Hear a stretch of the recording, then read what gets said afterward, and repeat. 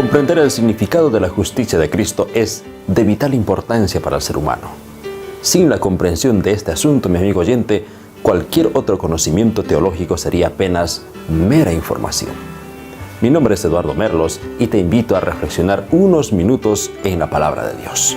Acompáñeme en los 6 siguientes temas en el que hablaremos acerca de la justicia de Cristo. ¿Qué es la justicia de Cristo? ¿Cómo se aplica en la vida práctica y por qué la necesitamos? Pero antes de comenzar, tenemos que pedir sabiduría de lo alto. Oremos juntos.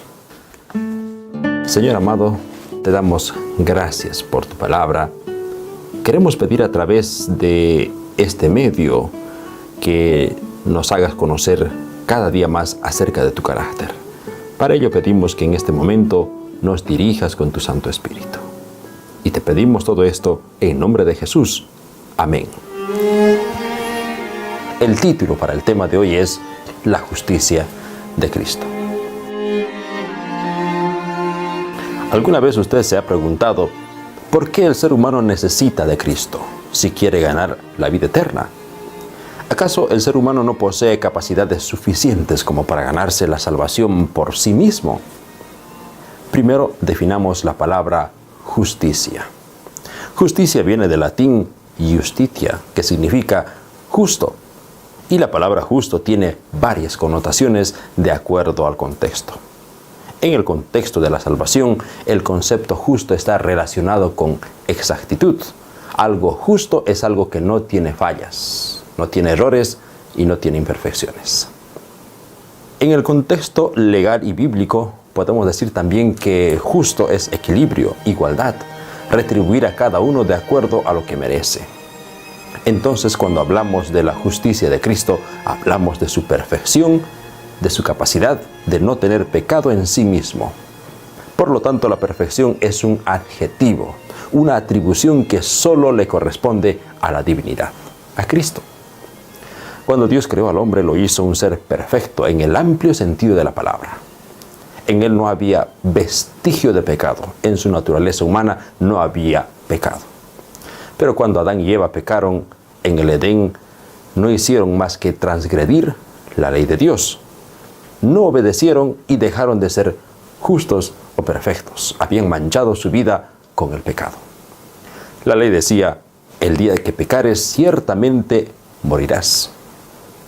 Fue Dios mismo quien impuso esa ley a fin de mantener el universo con felicidad y pleno equilibrio. El hombre había pecado, había transgredido la ley, por tanto, debía morir, debía desaparecer. Pero la naturaleza de Dios es amor. No podía soportar Dios ver a su creación sufrir tanto a causa del pecado. Entonces el cielo decidió pagar la condena del hombre. Y tan grande fue el amor de Dios por el hombre que dice el libro de San Juan 3:16 que dio su Hijo único para morir en lugar del hombre, para que todo aquel que en él cree no se pierda, sino que alcance la vida eterna. Dice el Evangelio de San Juan capítulo 3, verso 16. Esta promesa se le dio a conocer a Adán inmediatamente después del pecado.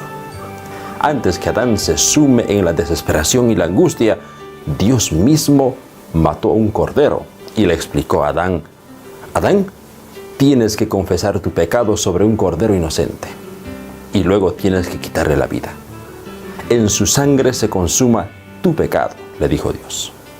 Debes hacer esto hasta que se cumpla la encarnación del Salvador. Eso está en Génesis capítulo 3, verso 21, y todavía dice el relato bíblico que con su piel Dios le hizo túnicas para cubrir su desnudez. Y así fue. Desde Adán hasta Cristo, hasta que Cristo vino a este mundo, durante 4000 años, los hombres buscaban el perdón de sus pecados y lo hacían a través de la sangre de un cordero que simbolizaba a Cristo. Después de Cristo, el hombre ya no debía derramar sangre de animales para expiar su pecado, sino que debería aceptar por fe la sangre de Cristo. Cristo es el Cordero de Dios que quita el pecado del mundo, le dijo Juan el Bautista a Jesús. Esto, mi amigo televidente, le devolvió la esperanza al hombre. había una salida para el problema que causaba el sufrimiento. El hombre por fin podía salvarse de la muerte. Jesús, el creador de todas las cosas, que en el lenguaje humano se llama el Hijo de Dios, vino a este mundo encarnado en un ser humano. Vivió 33 años y no pecó. No cedió a ninguna de las tentaciones de Satanás. Fue perfecto, no se manchó con el pecado. Fue puro hasta el último segundo de su vida. Murió en la cruz. Con su muerte le dijo al mundo: la condena del pecado para el hombre ha sido pagada por Cristo, por el Hijo de Dios, por el Dios de los cielos.